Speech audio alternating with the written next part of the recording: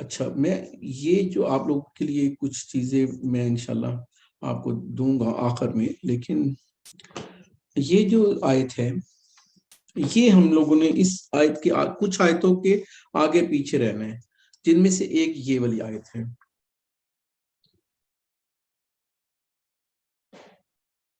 پورے کورس میں ہمیں اس آیت کو سامنے رکھنا ہے۔ وَإِن يَمْسَسْكَ اللَّهُ بِضُرٍّ فَلَا كَاشِفَ لَهُ إِلَّا هُوَ وَإِن يَمْسَسْكَ بِخَيْرٍ فَهُوَ عَلَى كُلِّ شَيْءٍ قَدِيرٌ۔ اگر یہاں پہ اللہ کیا رہا ہے، اگر اللہ تمہیں کوئی تکلیف پہنچائے تو اس کا دور کرنے والا اللہ کے سوا کوئی نہیں ہے، اور اگر وہ تمہیں کوئی نفع پہنچائے تو ہر چیز پر پوری قدرت رکھنے والا ہے۔ مطلب یہ ہے کہ ہمیں یہ سمجھنا ہے کہ اگر کبھی ہم لوگوں نے فاؤنڈیشن میں تقدیر عقیدہ پڑھ لیا ہے، لیکن یہ والی آیت ہمیں اس لیے ضروری ہے، جو ہم لوگ سورۃ بقرہ کی ایک آیت پڑھیں گے ہاروت ماروت والی، اس میں ہمیں اندازہ ہو جائے گا کہ اللہ کس کو، اللہ کے اذن کے بغیر پھر بھی کچھ نہیں ہوتا۔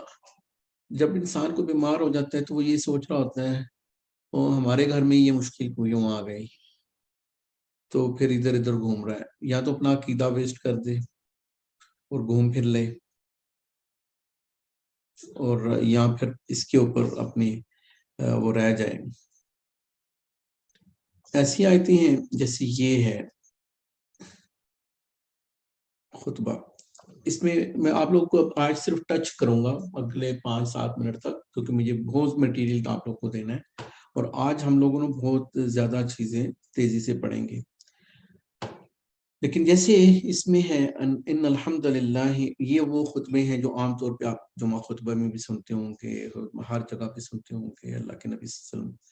اس میں کیا ہے، ان الحمدللہ نحمدہ ونستعینہ، کیا مطلب ہے نستعینہ کا؟ کوئی بتائے گا مجھے؟ جیسے ہر دفعہ ہم کہتے ہیں کہ سارے تعریف اللہ کے لیے اور اسی کے ہم حمد کرتے ہیں، ونستعینہ کیا مطلب ہے ونستعینہ؟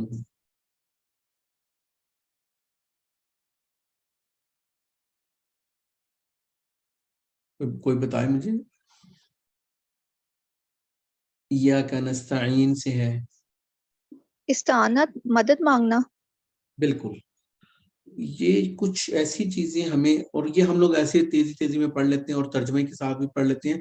وہ میں نے بتایا کہ ترجمہ اصل میں عربی سے بھی مشکل ہوتا ہے، انگلش سے بھی مشکل ہوتا ہے، نہ تو ہم انگلش ہیں نہ ہم عرب ہیں، تو اگر اتنے مشکل ترجمے لکھیں گے تو اب ہمیں یہ کچھ چیزیں ہمیں گٹھی میں ابھی سے بٹھا لینا ہے کہ نستعینوں کا جو ہے استعانت، ہم لوگ اللہ سے ہر جگہ پہ کہہ رہے ہیں کہ استعانت لینی ہے، اور اس کے بعد معافی بھی مانگ رہے ہیں، وَنَسْتَغْفِرُهُ۔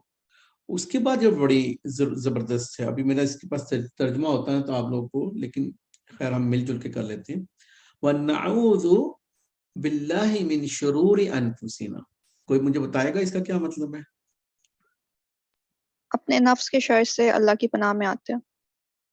اچھا، اس کا سب مل کے بتائیں، مجھے اس کا سمجھ نہیں آیا، کوئی مجھے بتا سکتے اس کا کیا مطلب ہے؟ میرے نفس کا شر کا، نفس کا کیا چل رہا ہے؟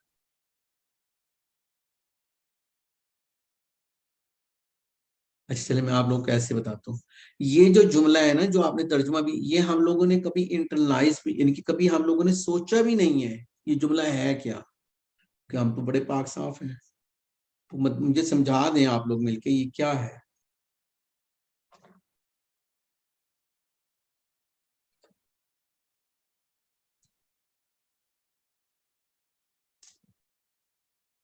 من شرور انفسنا، چیمپئنز آپ لوگ ہیلپ کرو ہمارے، اس چلے ایک ہی دفعہ میں کہہ دیتا ہوں، اس کے بعد جو اگلا ہے وہ بھی ایک کمال کا جملہ ہے، وہ من سیئات اعمالنا،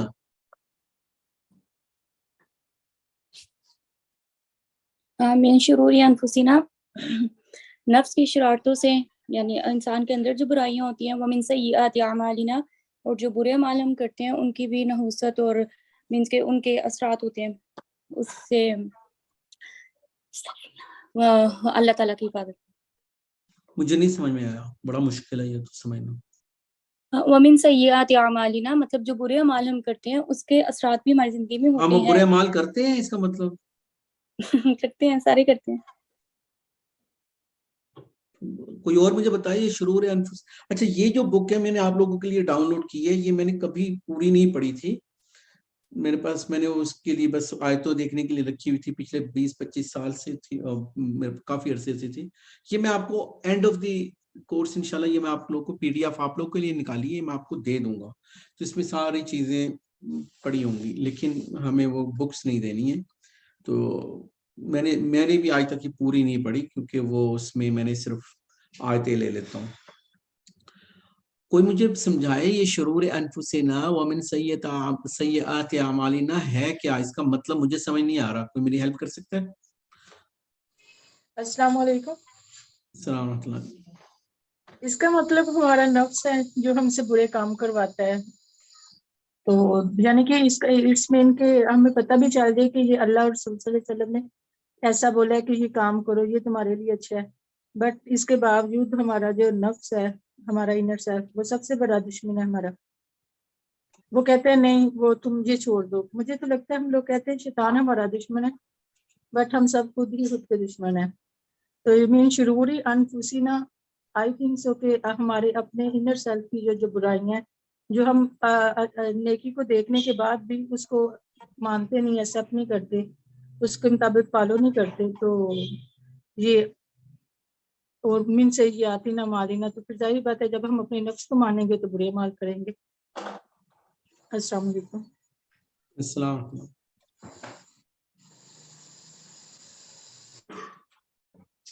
بولیں, کون بول رہا ہے؟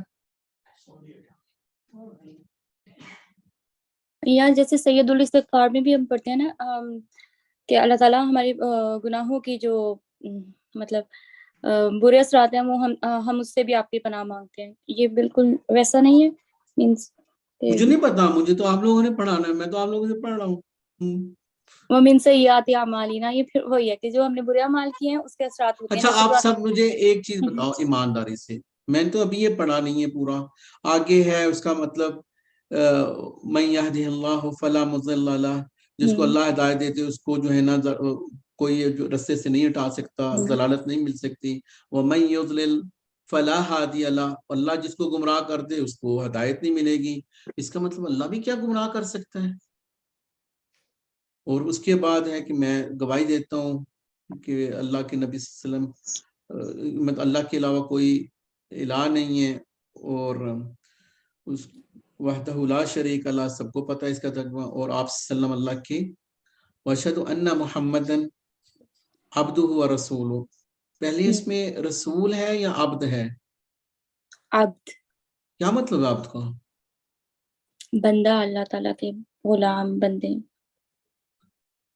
تو عبد ہونا بڑا سٹیٹس ہے یار, پھر اس کا مطلب اللہ کا جو بندہ. اب یہ ساری چیزیں کوئی مجھے سمجھائے, یا اگلے سیشن میں کوئی سمجھائے گا, یا ابھی سمجھا دیں. میں نے تو مجھے بڑا یہ مشکل لگ رہا ہے. مطلب اللہ تعالیٰ ہدایت تو دیتی ہیں, لیکن وہ قرآن میں ہے نا کہ جیسے اللہ تعالیٰ کہتے ہیں کہ اللہ تعالیٰ ظالموں کو ہدایت نہیں دیتے. اچھا آپ ابھی ہولڈ کریں, کوئی اور ٹیک اوور کریں, سب نے مل کے بتانا ہے, یا ہم لوگ پاس آن کریں اگلے حلقے پہ. اللہ تعالیٰ نے انسان کے اندر خیر و شر یہ دونوں ہی چیز رکھ دی ہے. اب انسان پہ وہ اسے کس چیز میں اپنے نفس کو پالتا ہے. اگر وہ خیر میں کرے گا تو وہ خیر کے کاموں میں جائے گا, اگر وہ شر میں کرے گا تو شر کے کاموں میں جائے گا. مطلب اس چیز کو ہم کنٹرول کر سکتے ہیں, اسی لیے ہم پناہ مانگ رہے ہیں کہ ہم نفس کے شر سے خود کو اللہ تعالیٰ کی پناہ میں دے دیں. تو ہمارے نفس کے اندر شر ہوتا ہے. قرآن میں نا فَأَلْهَمَهَا فُجُورَهَا وَتَقْوَاهَا, جی تو مطلب اس کے یہ چیز رکھی گئی ہے ہمارے اندر, تقویٰ کا بھی ہے اور یہ بھی ہے, الہام کیا گیا ہے ہمیں, انسٹنکٹ کے اندر ہے ہمارے. اچھا میں آپ لوگوں سے سب سے سوال کرتا ہوں, جیسے میں نے ابھی آپ لوگوں کو تھوڑا تنگ کیا ہے, آپ لوگ ایمانداری سے بتائیں کہ یہ ہم لوگ کبھی یہ جب پڑھ رہے ہوتے ہیں یہ چیزیں سوچتے ہیں, اپنے آپ سے سوال کرتے ہیں, یہ والے سوال جو میں نے آپ لوگوں سے کیے ہیں.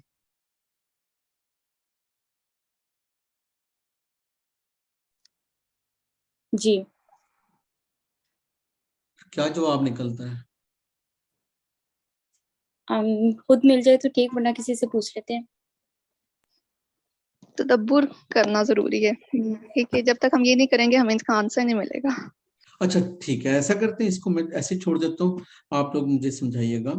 اسی طرح کچھ اور بھی چیزیں اکثر ملتی ہیں. اچھا یہ ہے ایک وما اسألکم علیہ من اجر انی ان اجری الا علی رب العالمین. میں آپ سے کوئی اجرت طلب نہیں کرتا ہوں، میرا ثواب تو میرے اللہ کے پاس ہے.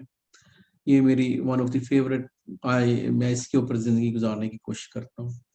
لیکن کل کو ایک کویسچن آئے گا آپ لوگ کی اس فیلڈ میں کہ بھائی یہ رقیہ کا اجرت لے سکتے ہیں؟ نہیں، ہم لوگوں نے اس حدیث کو بعد میں پڑھیں گے، لیکن ہم لوگوں نے اس کو اوپر سے پڑھ لیا ہوا ہے. ہاں بھائی الاؤ تو ہے. یہ والی جو جیسے آیت ہے، اس آیت کو، اس کا آیت کا پھر کیا کرنا ہے؟ ان اريد الا الاصلاح ما استطعت وما توفیقی الا باللہ علیہ توکلت والیہ انیب. میرا ارادہ تو اپنی طاقت بھر اصلاح کرنے کا ہی ہے، میری توفیق اللہ کی مدد سے ہے، اس پر میرا بھروسہ اور اسی کی طرف میرا رجوع، میں رجوع کرتا ہوں.